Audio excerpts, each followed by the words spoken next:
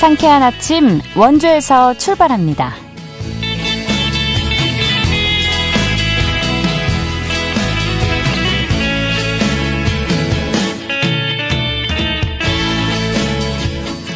여러분 안녕하십니까? 10월 16일 수요일 KBS 원주방송국에서 보내드리는 상쾌한 아침 원주에서 출발합니다. 저는 진행의 이은주입니다. 오늘은 청명한 가을 하늘을 기대해 보셔도 좋겠습니다. 하늘에 가끔 구름만 많은 가운데 대체로 맑겠는데요. 어제 내린 비로 기온이 크게 떨어지지 않고 낮 동안 온화하겠습니다. 아침 최저 기온 12에서 15도로 출발해 한낮에는 25도까지 오르겠는데요. 큰 일교차에 대비해 옷차림 신경 써주시고요. 오전까지는 짙은 안개가 끼는 곳들이 있어 안전운전 해주셔야겠습니다. 내일까지 막다가 모레는 전국에 비 예보가 내려져 있는 상태입니다.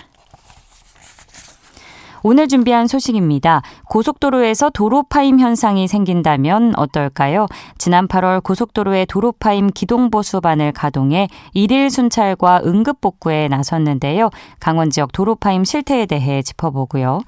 원주 YMCA와 원주 인권 네트워크가 공동 주관하는 제9회 원주 인권 박람회가 오는 19일에 개최됩니다. 리포터 현장에서 알아보겠습니다.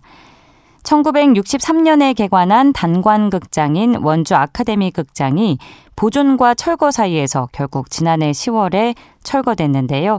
1년여 만에 원주 아카데미 극장 부지 활용에 대한 초안이 나왔습니다. 관련 이야기 나눠보도록 하죠.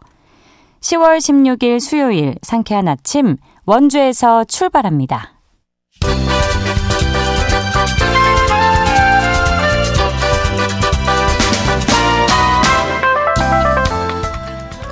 오늘의 뉴스입니다. 강원도 소방본부가 2019년부터 지난해까지 최근 5년간 강원도 내에서 농기계 사고 1,800여 건이 발생했다고 밝혔습니다. 특히 2019년부터 2022년까지는 매년 평균 350건 정도였지만 지난해에는 400건을 넘었는데요. 사고 농기계 종류별로는 경운기가 710여 건으로 전체의 39%를 차지했습니다.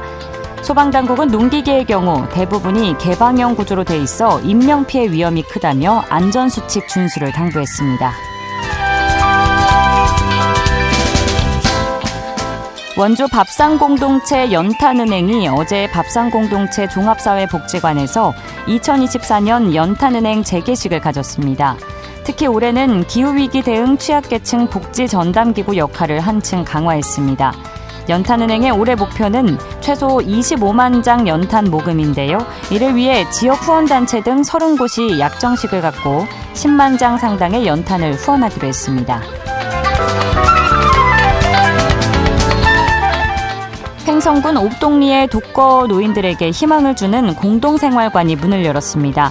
공동생활관 사업은 홀로 사는 어르신들의 건강한 일상생활을 지원하고 정서적, 신체적으로 삶을 공유할 수 있도록 민선 8기 들어 공약사항으로 추진됐습니다. 마을 공모를 통해 선정된 횡성읍 옥동리 마을회는 유휴 공간으로 남아있던 마을회관을 숙박과 취사가 가능한 공간으로 새롭게 단장해 홀로 사는 어르신 4명을 입주 대상으로 선정했습니다. 오늘의 뉴스였습니다.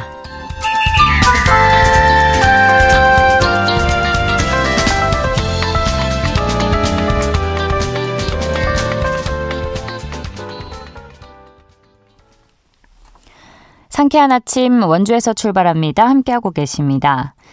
자동차를 운행하다가 도로 파임, 즉 포토홀로 안전을 위협받는다면 당황스러울 수밖에 없는데요.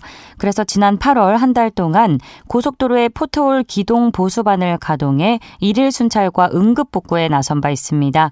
강원 지역의 도로 파임 현상과 관련해 관련 이야기 나눠보도록 하죠. 한국도로공사 강원본부 도로팀의 조현재 팀장 연결합니다. 팀장님 안녕하십니까? 네, 안녕하십니까? 네, 반갑습니다. 먼저 포트홀이 정확히 무엇이고 발생 원인은 어떻게 되는지 알려주실까요?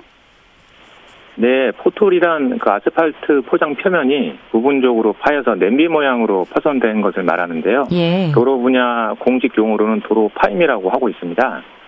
네, 이러한 포트홀은 즉 도로 파임이 발생하는 원인은 노후된 포장 내부로 빗물 등이 유입되고 그 위로 반복적으로 차량이 통과할 때 발생하게 되는데요. 예. 이러한 원인은 이제 골재와 아스팔트로 구성된 아스팔트 포장의 결합력이 약해지면서 골재가 떨어져 나가기 때문입니다. 일반적으로는 차 바퀴가 지나는 지점, 그리고 화물차 통행이 많은 지점에 주로 발생하게 됩니다. 그러면 한마디로 정리해보자면 도로의 노후화, 그러니까 오래돼서 아무래도 견디는 그런 힘이 약해져서라고 봐도 될까요? 네, 그렇습니다. 내구성이 좀 떨어지다 보면 그렇게 이제 현상이 좀 발생하는 경향이 있습니다. 네, 강원 지역의 고속도로 도로 파임 최근 5년간 발생 건수는 어떻게 되는지 혹시 통계 자료가 있을까요? 예, 저희 통계 자료가 있는데요. 네. 저희 강원본부에서 관리하는 고속도로에서 발생한 도로 파임 발생 건수는 최근 5년간 총 3,800여 건으로 연평균 한 750건 정도가 발생하고 있습니다. 구간별로 좀 보면요. 네. 연평균 발생한 도로 파임 숫자는 남원주 나들목에서 춘천 나들목까지 이 중앙고속도로 구간에 가장 많이 집중이 되어 있는데 한 300건 정도가 전체 한 40% 정도 비중으로 차지하고 있고요. 영동선이 220건으로 약 30%, 그 다음에 서울 양양선이 100건, 동해선이 80건, 중부 내륙선이 14건 순으로 발생하고 있습니다. 다만 영동선의 경우는 이제 저희 강원본부에서 관리하는 구간이 강원 지역뿐 아니라 인근 인접된 용인 나들목에서 여주 나들목 구간도 포함되고 있거든요. 그래서 경기 지역 일부 구간도 좀 포함된 숫자라고 보시면 되겠습니다. 그럼 뭐 전체적으로 도로 파임 현상이 나타나곤 있는데 남원주 IC에서 춘천 IC를 잇는 중앙선 구간이 가장 많이 발생했네요. 예, 그렇습니다. 거기가 좀 노후도가 가장 높다 보니까요. 네, 노후도에 비례한 걸 다시 한번 알 수 있는데 이렇게 최근 5년 동안 고속도로의 월별 도로 파임 발생 추이 통계를 보면 이제 월별로 또 살펴보면 7월에서 8월과 1월에서 3월에 많이 발생하는 것으로 나타났는데 좀 다른 기간보다 이 시기에 도로 파임이 특히 많이 발생하는 특별한 이유가 있을까요? 예, 앞서서 좀 설명을 드렸었는데요. 이게 도로 파임이 발생되는 주된 원인이 포장 균열부의 우수가 침투돼서 발생하는 것이거든요. 네. 그러다 보니까 눈이 많이 오거나 비가 많이 오는 시기에 파손이 증가하는 경향을 보이고 있습니다. 그래서 아까 앵커님이 말씀하셨던 것처럼 1년 중 발생 비율을 보면요. 우기철인 6월에서 8월 사이에 전체 약 40%가 발생하고 있고요. 예. 그러니까 눈이 오는 동절기인 1월에서 3월 사이에 약 25% 정도가 발생하고 있습니다. 그래서 장마철 태풍 등 집중호우가 발생하는 시기에는 아까 말씀드렸던 것처럼 우수가 완전히 배수되지 못하고 체류되는 경향이 좀 있어서 입자 간 결합력이 떨어지게 되거든요. 네. 그래서 이제 도로 파임이 증가하는 경향을 보이고 있습니다. 참 우기철 그러니까 뭐 비가 많이 오는 장마철에 뭐 산사태나 축대 붕괴는 걱정해봤지만 도로 파임이 많을 거라는 건 미처 예상을 못했는데 아무래도 그게 원인이 가장 되고 있군요. 네, 그렇습니다. 네, 국회 국토교통위원회 소속 더불어민주당 손명수 의원이 한국도로공사로부터 제출받은 자료에 따르면요. 서울 경기를 묶은 수도권에 이어서 강원 지역의 고속도로에서 발생한 도로 파임 현상이 두 번째로 그러니까 사실상 단일 지역으로는 가장 많이 발생하는 것으로 분석이 됐다고 하죠. 예, 자료상으로는 그렇긴 합니다만 이제 좀 전에 설명드렸던 것처럼 저희 강원본부에서 관리하는 구간이 경기도 지역 일부가 포함이 되어 있거든요. 네. 예, 그러다 보니까 좀 그런 숫자가 나갔고요. 강원 지역에서만 발생한 도로 파임 발생 건수만 본다고 하면 최근 5년간 한 2,200건 수준으로 연평균 한 440건 정도가 발생을 하였습니다. 예. 예, 그리고 이제 강원권 고속도로 포장 공용 연수가 좀 많이 경과되었거든요. 그러다 보니까 도로 파임이 증가된 원인이 있기도 합니다. 예, 특히 이제 개통한 지가 거의 30년 되어 가는데 중앙고속도로에서 도로 파임이 이제 많이 발생을 하였는데요. 이를 개선하기 위해서 저희 도로공사에서는 재작년 22년부터 노후된 중앙 분리대, 가드레일 그리고 포장을 한꺼번에 개량하는 리모델링 공사를 현재 추진하고 있습니다. 그래서 저희가 보기에는 이 공사가 완료되는 2025년 말경에는 도로 파임 현상도 많이 감소할 것으로 그렇게 예상하고 있습니다. 네, 세부적으로 들여다보면 뭐 다른 권역도 약간 포함이 되어 있는 수치이긴 하지만 그래도 강원권 고속도로의 상황이 다른 지역에 비해서 노후화된 거는 부정할 수 없는 사실로 보입니다. 고속도로에서의 포토홀 현상으로 발생할 수 있는 사고 노출의 수위는 어느 정도일까요? 예, 이게 도로 파임으로 차량 바퀴가 지나가는 자리와 화물 차량 통행이 많은 외곽차로 도로 파임은 이제 이런 구간에 많이 발생을 하는데요. 예. 예를 들어 말씀을 드리면 한쪽 방향이 2차로로 구성된 도로에서는 2차로, 가장 외곽차로 쪽에서 가장 많이 발생을 하고요. 네. 그리고 4차로 이루어진 도로에서는 3차로 또는 4차로에서 많이 발생을 합니다. 예, 왜냐하면 그 지점이 이제 화물차들이 많이 통행하는 지점이기 때문인데요. 예, 도로 파임의 가장 흔한 피해 유형은 이제 타이어가 파손이 되거나 차량 하부 손상이 되는 경우가 가장 흔한 유형입니다. 예. 그래서 도로 파임으로 인한 차량 충격이 발생한 경우에는 그 안전한 주행을 위해서 고객님들께서는 긴급 나들목이나 졸음 쉼터 등 이용하셔서 꼭 차량 상태 한번 확인해 보시고요. 차량이 운행이 이제 불가능한 상황이다라고 판단이 되시면 갓길이라도 꼭 이동 조치하셔서 저희 도로공사에 신고해 주시길 당부드리겠습니다. 네, 아무래도 무게감이 더 있는 화물 차량이 많이 다니는 도로에서 이런 사고가 발생할 가능성이 높아 보이고, 물론 타이어 파손 이 정도는 사실 다른 교통사고에 비하면 비교적 경미한 사고긴 하겠지만 그래도 2차, 3차 사고로 이어질 수도 있는 거잖아요. 네, 그럴 수도 있습니다. 예. 네, 그래서 참 도로 보수가 시급해 보이는데 만약 고속도로 운행 시에 포트홀 현상과 마주하게 된다면 신고는 어떤 방식으로 하면 되는지 알려주시면 좋을 것 같고요. 또 사고 보상 신청도 가능한지 궁금합니다.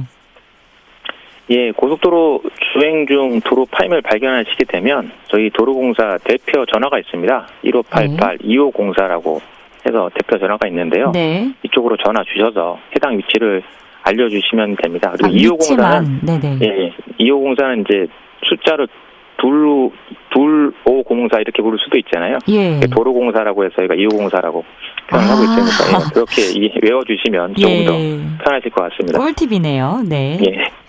그리고 위치를 잘 모르시겠으면 일반적으로 운행하시는 분들이 위치를 잘 모르시는 경우도 좀 많이 있으시거든요. 예. 예, 그러면 이제 고속도로 이름하고 어느 방향으로 가고 계신지 그리고 인근에 지났던 나들목이 어디에 있는 정도만이라도 말씀해 주시면 되겠습니다.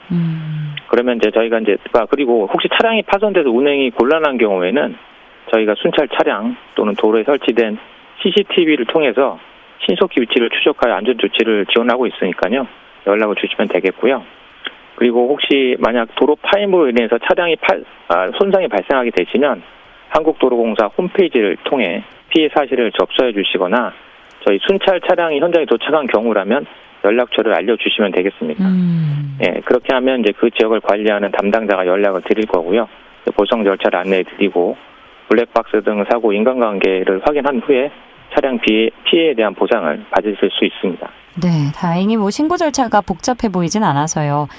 도로공사 2504, 네, 1588-2504번으로 보시게 되면 신고를 해주시면 다른 피해, 본인이 아니더라도 다른 운전자가 피해를 입지 않도록 그렇게 도움이 좀 될 것 같네요. 네, 그렇습니다. 네, 지난 8월에 한국도로공사 56개 지사에서 포트홀 기동 보수반을 운영한 바 있는데 이처럼 포트홀의 좀 근본적인 발생 저감을 위해서 또 어떠한 노력들을 해오고 계신지 여쭙고 싶습니다. 네, 저희 도로공사에서는 전 지사에 24시간 수찰도 시행을 하고 있고요. 예. 더불어서 도로파임 자동 탐지 차량을 또 운영을 하고 있습니다. 네, 이와 더불어 여름철 장마나 동절기 제설 기간 중에는 도로파임이 이렇게 발생이 많은 기간에는 긴급 대응반을 추가로 편성해서 신속한 보수가 될 수 있도록 운영을 하고 있습니다. 네. 또한 도로파임 발생 방지를 위해서 매년 포장 상태를 조사하고 있고요. 그 결과에 따라서 포장 상태가 불량한 구간에 대해서는 우선적으로 재포장 공사를 추진하고 있습니다. 네, 강원 지역 관내에서 가장 노후된 앞서서 말씀드렸던 중앙고속도로 같은 구간, 남원주에서 춘천 날두목 구간의 경우에는 리모델링 공사를 현재 시행을 하고 있고요. 예. 그 공사가 부분적으로 완료된 구간도 있는데 이게 완료되는 내년에는 보다 안전하고 쾌적한 고속도로를 이용하실 수 있을 것이라고 생각하고 있습니다. 예. 포트홀 현상이 발생하지 않기 위해서 많이 애써주시고 계신 것 같은데 끝으로 고속도로를 이용하는 운전자분들께 당부 말씀 있으시면 듣고 마무리하겠습니다. 네, 저희 한국도로공사는 고속도로 이용객의 안전을 최우선으로 생각하고 있고요. 그리고 네. 고속도로 관리에 또 최선을 다하고 있습니다. 다만 이러한 노력에도 불구하고 도로 파임이 발생하는 구간을 지나실 때는 저희에게 꼭 제보를 해 주시기를 바라겠습니다. 그리고 혹시 차량이 파손이 발생할 경우에는 추가 피해가 발생하지 않도록 반드시 정차해서 차량 상태 한번 꼭 확인해 주시고요. 필요시에는 아까 말씀드렸던 1588 도로공사, 2504로 전화해 주시기를 바라겠습니다. 그리고 아울러서 운전자분들도 이게 비가 오거나 눈이 오는 경우에는 사고 위험이 훨씬 높아지기 때문에 도로 상황을 평상시보다 더 주의 깊게 확인하여 주시고요. 그리고 감속 운전, 차 간 안전거리를 유지하셔서 안전 운행하여 주시기를 당부 말씀드리겠습니다. 네, 아마 지금 운전 중에 듣고 계신 청취자분들도 많이 계실 텐데요. 1588-2504번 기억해 주시면 좋겠네요. 오늘 말씀은 여기까지 듣겠습니다. 고맙습니다. 네, 감사합니다. 지금까지 강원본부 도로팀 조현재 팀장과 이야기 나눴습니다.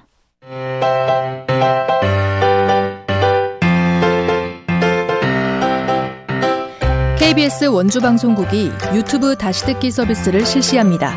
매일 아침 강원 영서남부권의 뉴스와 정보를 전해드리는 상쾌한 아침 원주에서 출발합니다는 KBS 원주라디오 유튜브 채널을 통해 다시 들을 수 있습니다.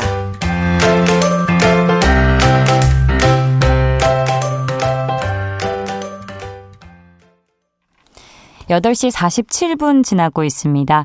오는 19일 행구수변공원 일원에서 제7회 원주인권박람회가 열리는데요. 올해 열리는 원주인권박람회 준비 상황에 관해서 리포터 현장에서 알아봅니다. 추인혜 리포터 자리했습니다. 어서 오세요. 네, 안녕하세요. 네, 제7회 원주인권박람회 준비가 한창이라고요. 원주인권박람회 어떤 행사인지 먼저 소개해 주시죠. 네, 매년 원주시에는 지역의 인권 관련 기관 또 단체 연합인 원주인권 네트워크와 원주 YMCA의 공동 주관으로 원주 인권 박람회가 열리고 있는데요. 네. 인권이 무엇인지 시민들이 친숙하게 접근할 수 있도록 기획됐습니다. 원주 지역의 인권 관련 기관과 단체 또 개인이 추진위원회를 꾸리는데요. 행사장에는 인권 관련 교육과 인권 체험 또 인권 전시 부스를 마련해서 인권에 대해서 알리는 행사입니다. 작년 행사의 주제는 기후와 인권이었는데요. 기후변화가 인권과 어떤 관련이 있는지를 주제로 준비했고 특히 자녀와 함께 온 가족 단위 방문객의 호응이 좋았다고 합니다. 네, 올해 행사의 주제는 인권 다 다름인데요. 네. 모두 생김새도 다른 우리 얼굴처럼 다양한 인권의 내용과 또 다양한 영역을 이해하고 존중한다는 의미로 다양한 인권에 대해서 의미를 헤아려보는 행사가 될 것 같습니다. 네. 또 이 인권 다 다름은 목적한 바에 이르다는 다름의 의미도 중의적으로 담은 행사라고 하는데요. 원주 인권 네트워크 박영욱 사무국장 이야기 들어보겠습니다. 사실 인권이라고 하면 좀 어렵고 딱딱하게 좀 다가오시는 것 같아서 이런 것들을 어떻게 좀 신속하게 접할 수 있게 해드릴까 하는 고민 끝에 만든 형태가 지금의 원주 인권 박람회라고 생각하시면 될 것 같습니다. 원주 지역의 인권 관련한 다양한 기관이나 단체 그리고 개인이 함께 추진위원회를 꾸리고 그 속에서 교육이나 체험 전시 등 부스를 마련해서 인권을 알리는 행사를 하고 있다라고 생각해 주시면 좀 이해가 쉬우실 것 같습니다. 19일에 굉장히 다양한 행사들이 원주에 많더라고요. 그래서 인권이 인기가 되게 없겠다 이제 걱정이 좀 되지만 좀 자녀가 있으신 가족 같은 경우는 인권 교육의 어떤 체험의 장으로서도 활용하시면 참 좋겠다 생각이 들고 또 이번 기회에 지역의 인권 관련 단체나 기관이 어떤 게 있는지 궁금하신 분들이 계시다면 당일 현장 방문하셔서 부스별 체험도 하시고 좋은 의견을 좀 주시면 감사할 것 같습니다. 그리고 삶 속에서 인권에 대해서 생각해본 시간이 많이 있을까 싶어요. 그래서 이번 기회에 또 많이 생각해볼 수 있는 기회를 가지시면 좋을 것 같습니다. 네, 올해 축제의 주제가 인권 다 다름이라고 하셨죠. 네. 중의적인 의미가 참 마음에 드는데 그렇다면 현장에는 어떤 것들이 준비되어 있는지도 소개해 주시죠. 네, 올해 축제는 특별히 국가인권위원회의 인권단체 인권 증진 지원 사업의 일환으로 진행이 되는데요. 네. 총 13개 단체에서 13개 부스를 운영하는데 올해는 국가인권위원회에서 원주를 찾아서 인권순회 상담 부스를 운영합니다. 변호사와 함께 부스를 운영한다고 하는데요. 일상생활에서 장애나 성별, 나이, 병력 등으로 인해서 차별을 받았다고 생각되는 경우 혹은 이외 인권 침해를 겪었다고 생각되는 경우에 대해서 인권 침해에 해당하는지 혹은 해결 방법은 어떤 게 있을지 상담해 볼 수 있는 부스라고 합니다. 일상생활이라고 하면 취업 과정이나 직장, 가정 등 모든 경우에 해당한다고 하는데요. 관련해 고민이 있으셨던 분들에게 이번 부스 방문이 좋은 기회가 될 것 같습니다. 또 이 밖에도 다양한 부스가 준비되는데요. 있는데요. 원주 장애인 자립생활센터에서는 발달장애인의 문화예술 활동을 주제로 부스를 준비하고요. 원주 청소년 참여위원회는 청소년이 퀴즈를 준비해서 부스를 찾은 분들이 퀴즈를 통해서 인권의 의미에 대해 알아볼 수 있는 프로그램을 준비합니다. 또 원주 가정 성폭력 통합상담소는 최근 문제가 되고 있는 딥페이크 성범죄에 대해서 알리는 캠페인을 준비했습니다. 네. 이 밖에도 다양한 내용의 부스가 준비되는데요. 원주 여성민우회의 경우 성평등 가족 문화에 대한 주제로 부스를 준비했다고 합니다. 원주 여성민우회 김현숙 대표에게 부스 운영 계획에 대해 들어보겠습니다. 저희 그 인권 박람회 요번에 주제가 인권 다 다름이라는 큰 주제 안에서 저희 민우회는 성평등 가족 문화 속 인권 존중이라는 프로그램을 준비했고요. 저희가 그 참가하시는 분들, 그 아동들, 가족분들이 주로 많으시더라고요. 그래서 그 평등 카드 놀이, 나답게 다름을 인정하고 나를 돌아보는 그런 평등카드 놀이를 준비했습니다. 성평등에 대한 인식이라던가 그런 부분이 다 다르잖아요. 예를 들어서 뭐 성인지 감수성을 갖고 있는 것도 다 다르고, 그 가족 안에서 그 어린 아이서부터도 성평등에 대한 인식이 자리 잡아야지만 기본 그 인권을 존중하는 그런 바탕이 되지 않을까 해서 그런 프로그램을 진행하게 됐습니다. 축제를 더 재밌게 즐길 수 있는 이벤트도 준비됐다고요? 네, 이번 인권 박람회에서는 스탬프 투어가 진행되는데요. 축제장 운영 부스에서 스탬프 리플렛을 받고 13개 부스 중 총 11개 부스에서 체험을 하면서 스탬프를 모으면 됩니다. 이 스탬프를 다 모으고 나면 룰렛을 돌려서 랜덤으로 나온 기념품을 받아갈 수 있다고 하는데요. 이번 19일 토요일에는 원주 수학 과학축전을 비롯해서 좀 다양한 행사가 진행이 되는데, 올해 인권 박람회는 국가인권위원회와 함께 준비된 만큼 인권 문제에 대해 알아보고 특히 아이를 둔 부모님의 경우 함께 인권교육 체험을 하기 좋은 자리가 될 것 같습니다. 네, 다양한 분야의 인권의 의미에 대해서 알아보고 또 관련 상담까지 해볼 수 있는 원주 인권박람회에 많은 분들의 참여가 이어지길 바랍니다. 오늘 소식 고맙습니다. 추인혜 리포터였습니다. 네, 감사합니다.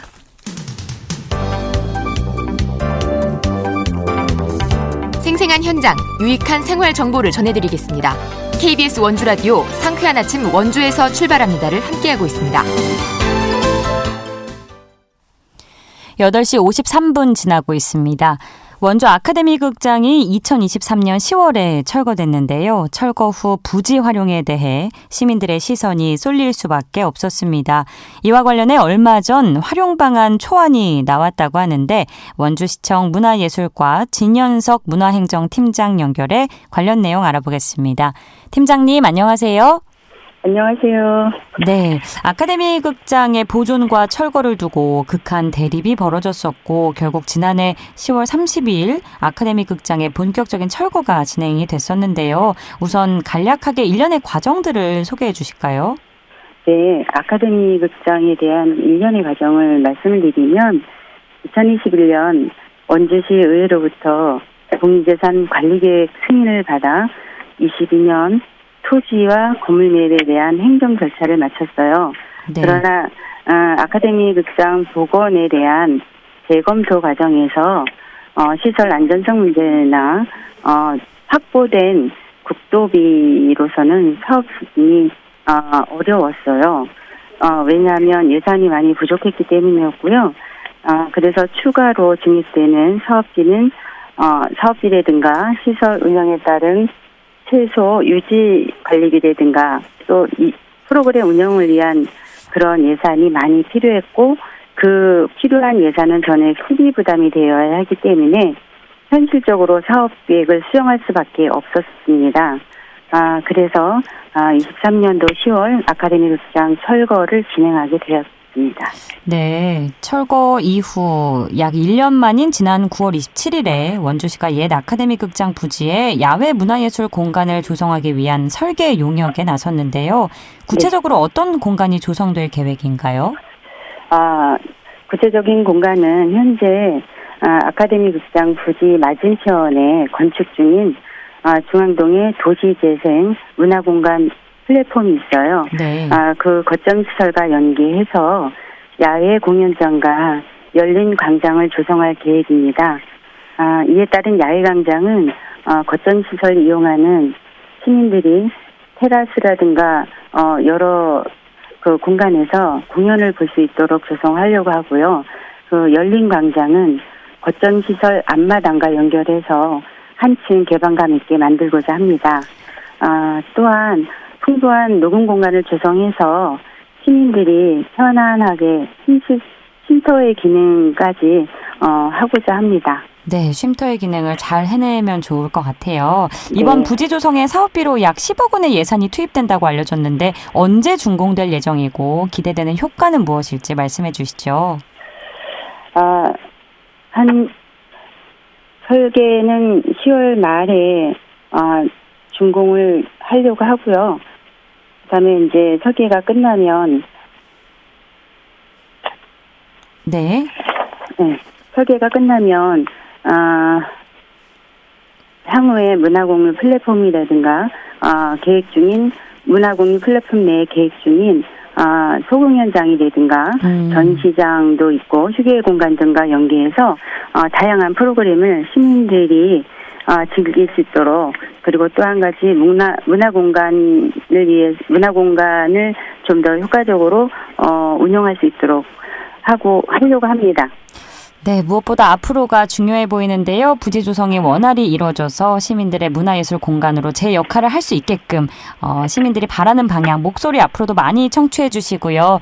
오늘 말씀은 시간 관계상 여기까지 듣겠습니다. 고맙습니다. 네, 감사합니다. 원주시청 문화예술과 진현석 문화행정팀장이었습니다. 10월 16일 수요일에 전해드린 순서 여기까지입니다. 저는 내일 아침 8시 30분에 다시 찾아뵙죠. 진행의 이은주였습니다. 여러분 좋은 하루 보내세요.